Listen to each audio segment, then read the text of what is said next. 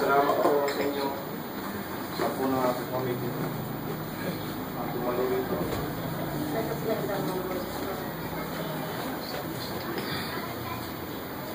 Masakit na sa amin. Pero kailangan tanggap ko na pagkawala ng amin.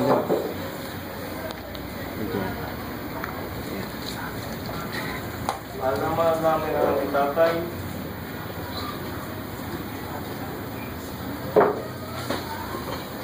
Kahit na mayroong problema sa pamilya.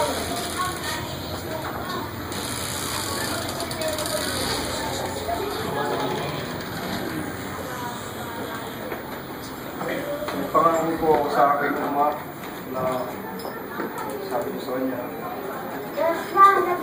kailangan maghintay.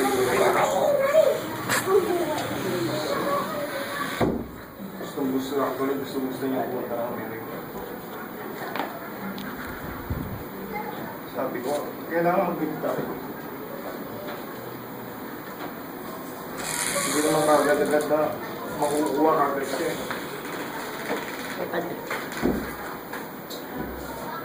Nung nalaman ko na nagkakasakit siya, itong huli, nakausap ko siya. Sabi ko, tatagay ng loob niya. Pangako ko sa iyo.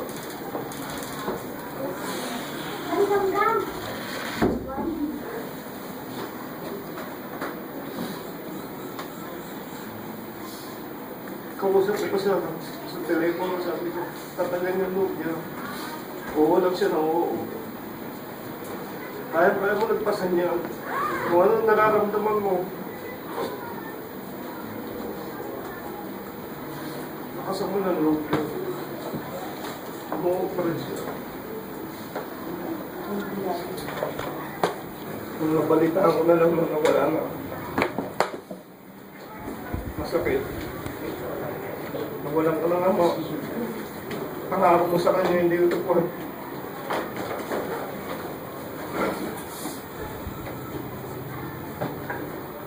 Gusto ko sa itong masahin yung note ng ano ko, yung ako niya.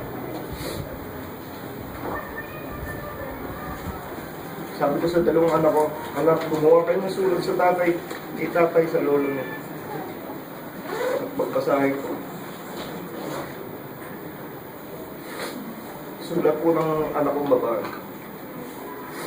Lolo, we both really wish that we could have the opportunity to spend more time with you.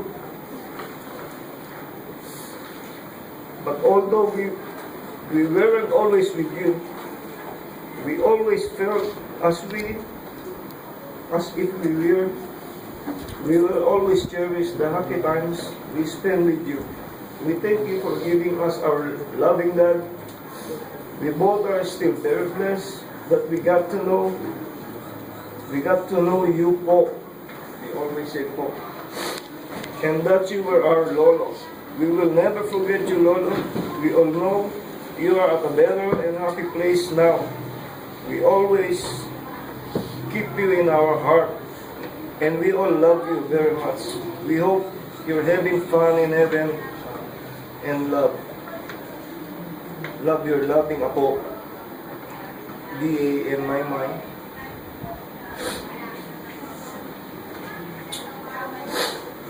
Mahal naman ng dalawang anak ko si tatay, lalo-lalo na yung lalaki ko.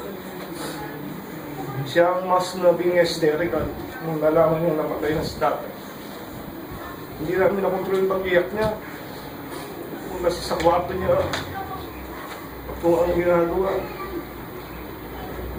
Actually, kumuha nga siya ng bag, pinaghampas yung anong gusto niyang mahampas. Sabi ko sana akong lalaki. Talagang din niya, hindi naman natin kontrol yung buhay. Wala na yung lolo mo. Alam ko, nung nasa Liberisa pa tayo nakatira, piyapasal ka ng lolo mo. Dihadala ka sa Paraiso, dihadala ka sa Manila Bay. Iaturo sa'yo kung ano yung ginagawa niya araw-araw. na mahal na mahal ng anak ko lalaki.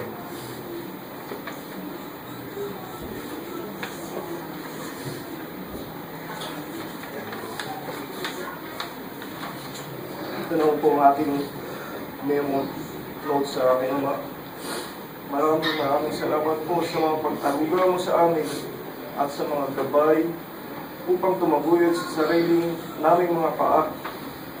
Sayang at hindi mo natupad ang pangako ko sa iyo na makarating dito sa Amerika.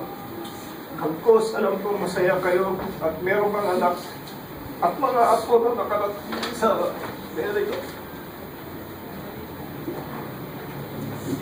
Sana maging maligaya ka dyan sa iyong kinalalagyan ngayon.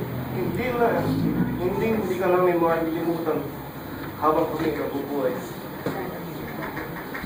Ang yanak.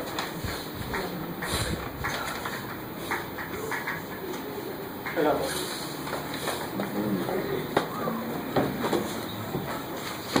Tinatawagan din po natin si Matmat, ang isa sa mga anak ni Kuya Asun.